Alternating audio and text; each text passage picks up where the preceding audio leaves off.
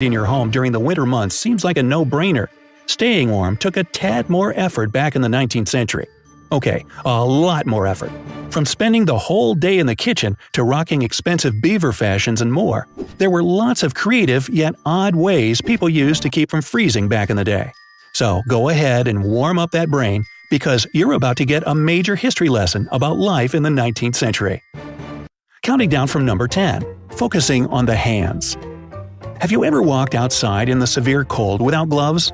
Doesn't feel too good now, does it? It makes sense that people in the 1800s would try extra hard to keep their hands warm during the winter months.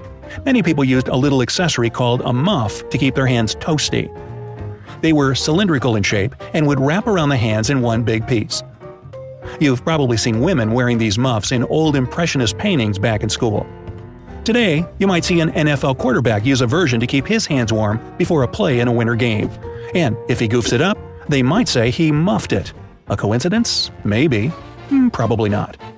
Meanwhile, if you wanted to step it up a notch back in the old days, you'd upgrade your muff to one of these bad boys. A muff made with ceramic, metal, or silver, complete with slow-burning charcoal or boiling water inside. Now, that's a pretty dangerous muff if I do say so myself. While muffs did a pretty good job of keeping the hands warm, they weren't the most convenient to wear. They literally kept your hands tied. Number 9. Keeping the bed warm. In freezing temperatures, staying warm at night was really tricky. There's only so many blankets you can pack onto a bed. To warm up the bed, people would sometimes put hard ceramic or metal containers filled with hot coals into the bed, similar to the muff I just mentioned. There were other versions of the bed warmer that looked like a very long cooking pan. A metal container was attached to a long wooden handle and would be filled with hot coals. Maybe it's just me, but putting hot coals under a bunch of blankets sounds like a terrible accident just waiting to happen. Today, I just have the dog and cat up on the bed with me. It's a little crowded, but it sure is warm. Number 8. A crazy amount of layers. When it's winter, it's common sense to layer up, right? Maybe an extra sweater under your coat or a scarf and hat will do. But back in the 19th century, people often came up with clever ways to layer their clothing, and it wasn't always the most conventional. Many people opted for a pair or two of long johns, undershirts, and leggings. Some women would wear multiple petticoats or slips if they could afford more than one or two. Writer Tammy Robinson explained on OffTheGrid.com how her ancestors would go as far as to stuff chicken feathers in their socks and the hems of their pants to keep warm. She also said that women would sometimes wear whole blankets around their necks like scarves. This way, their arms would still be free to do whatever they needed to. Number 7. Hanging out in the kitchen.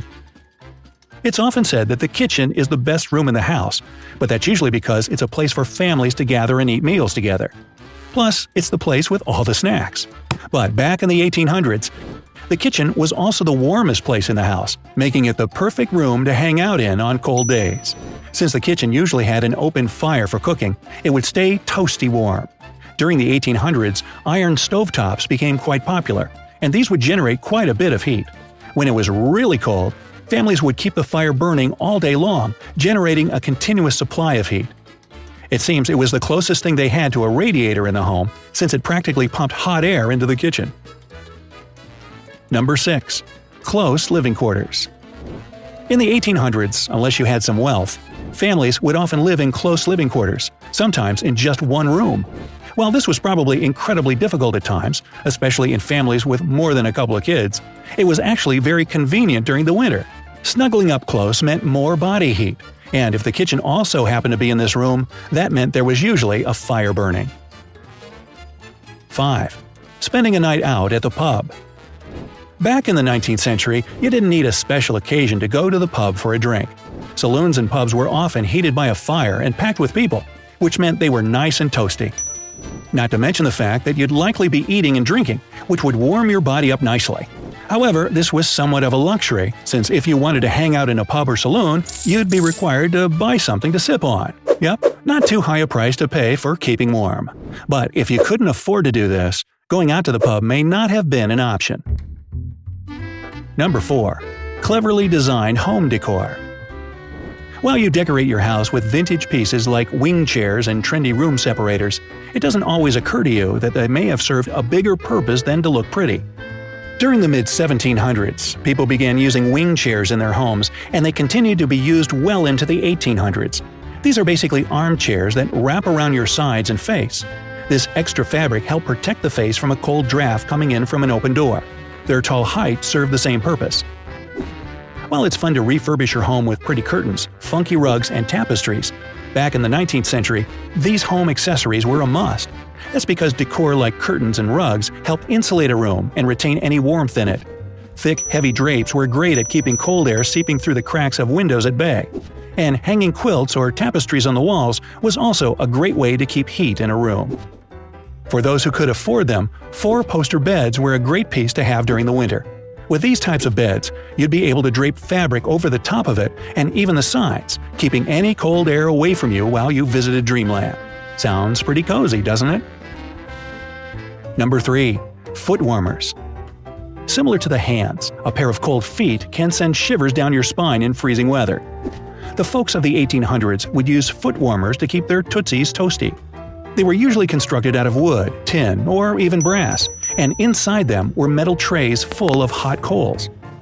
Some boxes had carved designs on the side, and they had a rope or handle on top to make it portable.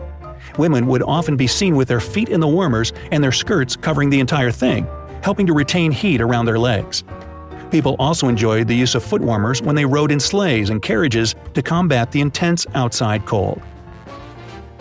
Number 2. Wearing fur.